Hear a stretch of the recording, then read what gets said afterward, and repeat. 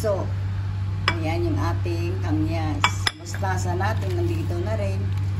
Yung luya natin, sibuyas, may konting bawang, syempre hindi natin ubusin. Tsaka yung ating labanos. Wala diyang puso, mamaya may puso tayo. Tsaka sili. Ito yung miso natin, oh.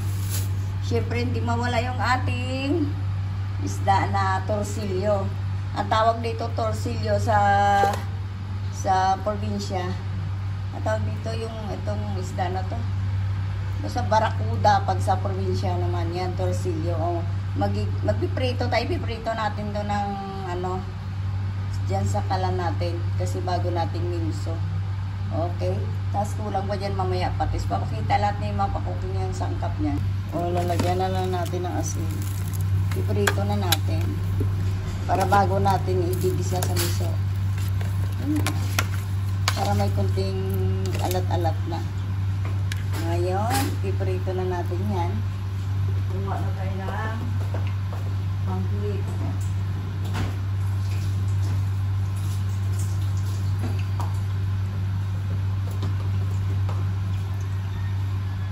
Kailangan mainit na mainit yung mantika natin bago natin ilagay sa kalan. Ayan.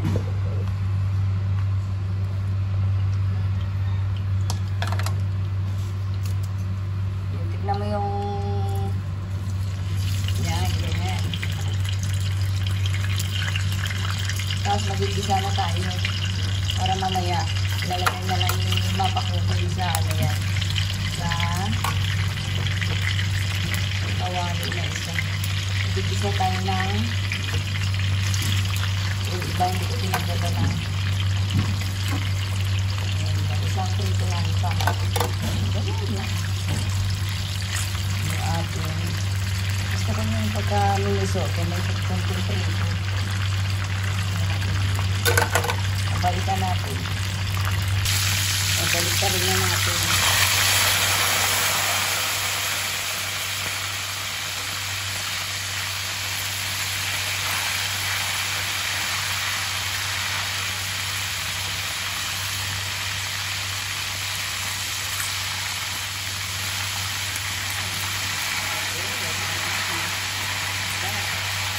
Malambot ko sa naman ito. Balikan natin. Bibisa na tayo ng ating miso. Pero yung ano natin, lagyan na konting mantika.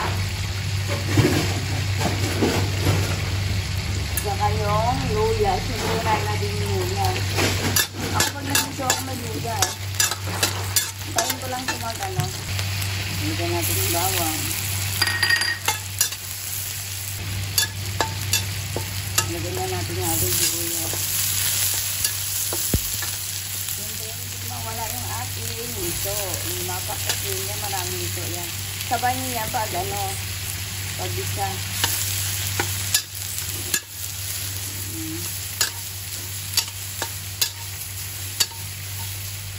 Sabayan natin ang patis. Patis natin kunti na. Hindi natin umagin. Kasi maangkot pag hindi sa yung ating miso. Sabay natin ang kamyas natin. Sabay na rin natin para sahang na lang yan. Ayayin natin dito yung gusto natin. Gusto natin yung patis. Diba ka matabang. Sabay natin ang kami po.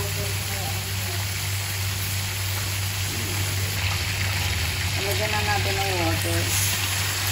Ganyan. Antayin nyo lang lumato talaga.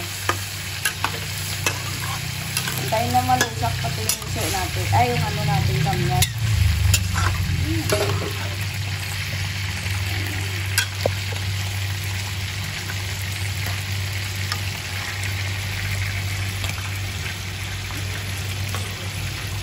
Lusak na ito. Dahil lang natin malusak. Balikan natin yan. Lagay natin yung puso at saka yung labanos para sa bilik na lang maluto yung ating miso.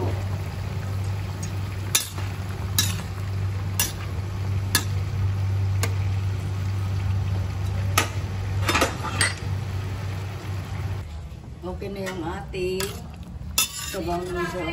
Lalagyan na lang natin yung ating isda. Bakit? Ayan, sa'yo? Hindi kay Papa. Dami naman. Ayan yung ating isda.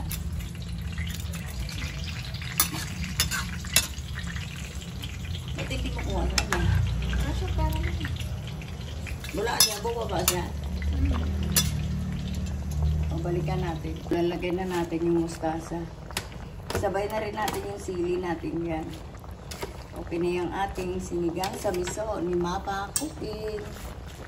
Ganyan lang. Yan lang tayo mag-miso. Prito niyo muna yung ating isda. Yung torsilyo natin, prito natin. Kunting sabaw lang, talagang masarap. Kamyas ang ginamit ko dito.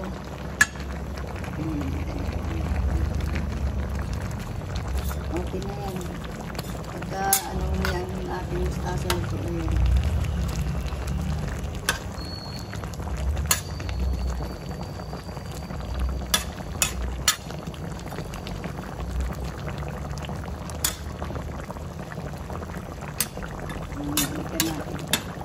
Okay na yung ating sinigang sa miso na torsilyo.